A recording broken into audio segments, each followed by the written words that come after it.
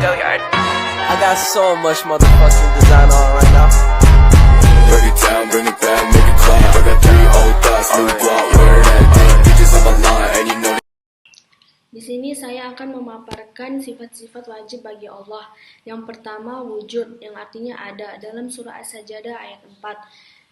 Allahul ladzi khalaqas samawati wal arda wa ma bainahuma fi sittati ayyamin tsumma stawa 'alal 'arsy ma lakum min dunihi min waliyyin wala shafi' afala tatadzakkarun, yang artinya Allah menciptakan langit dan bumi dan apa di antara keduanya dalam 6 masa.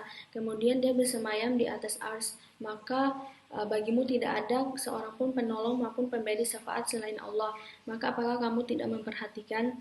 Yang kedua, qidam, yang artinya terdahulu. Dalam surah Al-Hadid ayat 3. Huwal awwal wal akhiru waz zahiru wal batin wa huwa samiul alim. Yang artinya dia yang awal, yang akhir, yang zahir dan yang batin, dan dia maha mengetahui segala sesuatu. Yang ketiga, baqo, yang artinya kekal. Dalam surah Ar-Rahman ayat 27, wa yabqa wajhu rabbika dzul jalali wal ikram, yang artinya dan tetap kekal wajah Tuhanmu yang mempunyai kebesaran dan kemuliaan. Yang keempat, mukhlafatul lil hawadis, yang artinya berbeda dengan semua makhluk.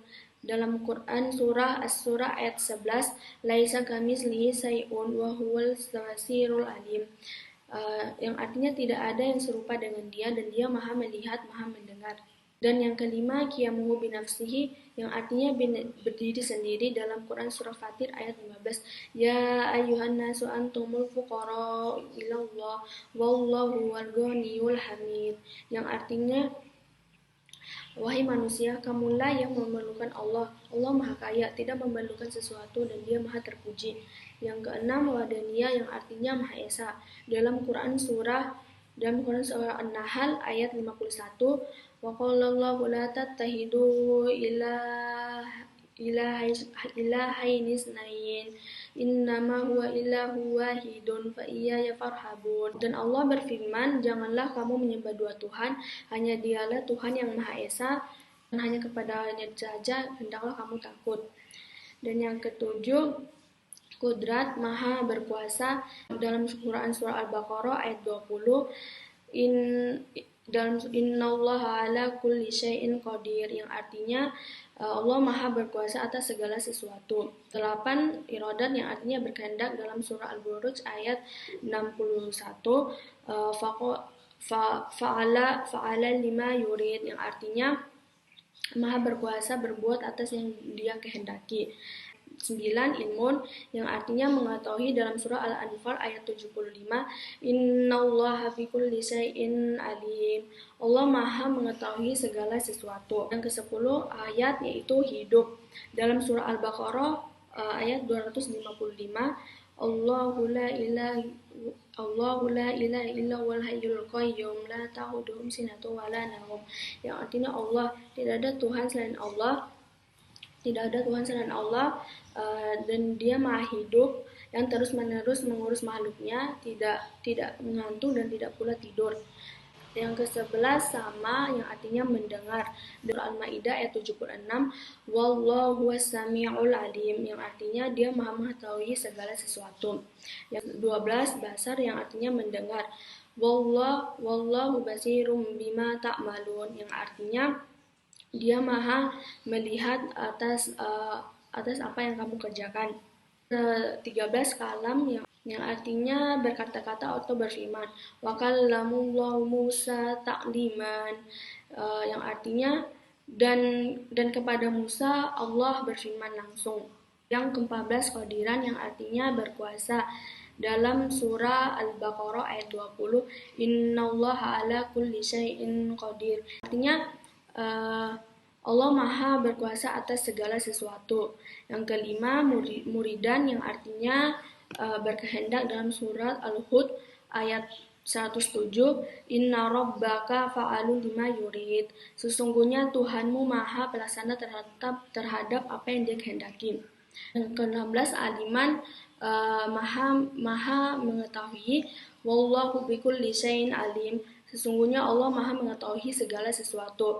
Yang ke-17 hayat yaitu Maha hidup. Dalam Quran surah Al-Baqarah ayat 255, Allahu la ilaha illa wal hayyul qayyum la tahuduhum sinatu wala naum. Yang artinya Allah tidak ada Tuhan selain Allah yang Maha hidup, Maha mengurus segala makhluknya, dan dia tidak tidur dan dia tidak ngantuk dan tidak pula tidur. Yang ke-18 sama Maha mendengar. Dalam Quran surah Al-Baqarah 256, wa huwa samiul alim, yang artinya Allah Maha mengetahui segala sesuatu.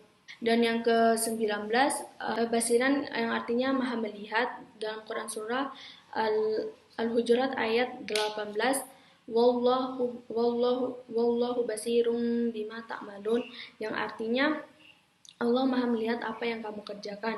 20 mutakaliman, Allah yang artinya berfirman atau berkata-kata. Wa kallamallahu Musa ta'liman, yang artinya dan kepada Musa Allah berfirman langsung. Selanjutnya di sini saya akan memaparkan mengenai akhlak.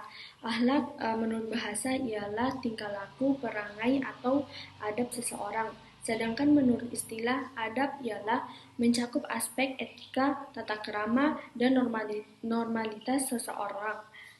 Dalam aturan ajaran agama Islam, akhlak ialah bagian terpenting karena melibatkan hubungan manusia dengan Allah dan hubungan manusia antara sesama manusia dan hubungan manusia dengan alam semesta. Di sini saya akan memaparkan akhlak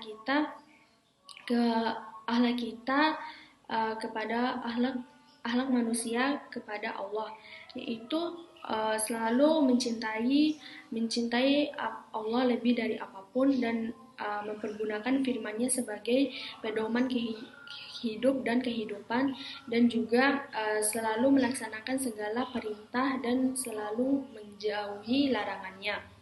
Dan yang kedua, akhlak kita terhadap sesama manusia, yaitu menghormati dan menghargai, selalu bersikap rendah hati dan bersangka baik kepada sesama. Dan yang ketiga, akhlak kita terhadap alam semesta, yaitu tidak membuang sampah sembarangan dan selalu menjaga kebersihan, sebab salah satu cabang iman dalam Islam ialah kebersihan. Mungkin itu saja yang bisa saya sampaikan, lebih dan kurangnya saya mohon maaf. Wabillahi taufiq wal hidayah. Wassalamualaikum warahmatullahi wabarakatuh.